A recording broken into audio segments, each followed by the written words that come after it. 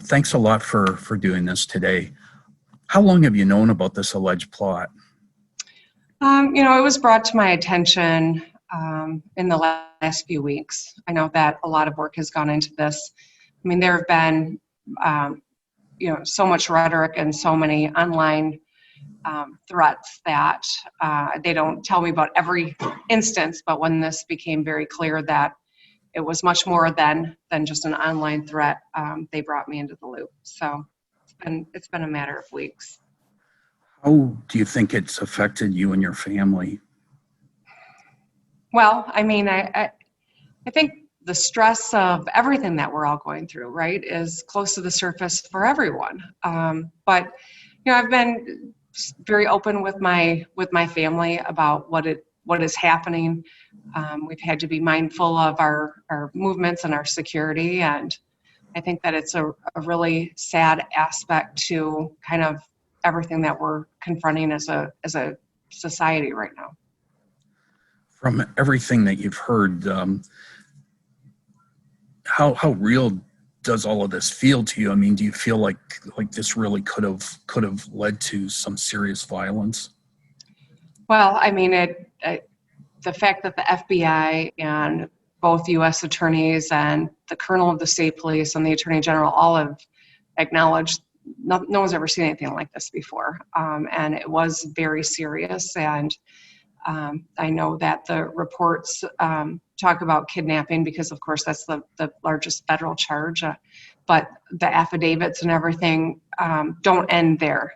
And I think when you pause to take a minute, I'm moving so fast every day throughout this crisis. It really is startling how serious and how dangerous it really was. And Governor, as I understood your remarks just now, you said that President Trump is basically complicit in giving encouragement to groups such as this. Am I understanding you correctly? I said that words matter, and anyone in a leadership position who is fraternizing or giving comfort to militia groups is complicit. I also quoted Ronald Reagan, who took it on, head on, and acknowledged that there's no place for violence and hate. Talking about white supremacy groups. And this is exactly what we're confronting right now. And when leaders, whether it is a local leader or it is the President of the United States, our words matter, and they either calm things down or they incite them. And every leader makes a choice about the words that they use, and they have ramifications. And this has been, I think, not something that it's jarring, it's serious, but it also is an extension of what we have been seeing happening more frequently in our society. Do you think that these charges are very, as you said, jarring and sobering, will have an effect on the public debate surrounding the coronavirus and the orders that have had to be imposed to address it?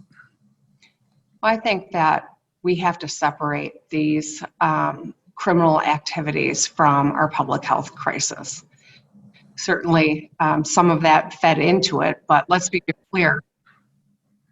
The public health crisis is something every one of us is confronting. It's been hard for all of us, but most of the people are trying to do the right thing to protect themselves and their communities. Anyone who gives safe harbor or encouragement to groups that are intent on inflicting violence is complicit in the activity that comes from that. And there's no excuse for it, ever. But especially with the rhetoric that's happening so frequently right now, we all have reason to be concerned. It undermines our democracy, it undermines our safety. These were threats against law enforcement officers. These were threats on the state capitol and everyone who works it, including you, Paul. And this is a part of a dark part of society that has been given new life and more oxygen, I think, as a result of leaders who are encouraging. And lastly, Governor, have you come to any agreement with Republican legislative leaders about, the bills that are now before the legislature and any additional bills that you're looking for to address the pandemic?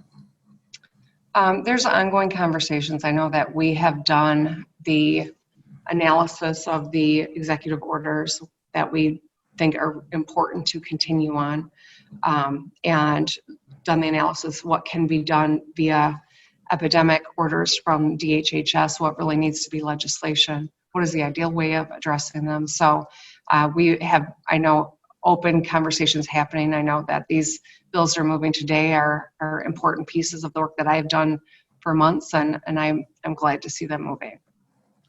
Thanks very much, Governor. Really appreciate your time. Thanks, Paul. Say hi to Lorna. Bye.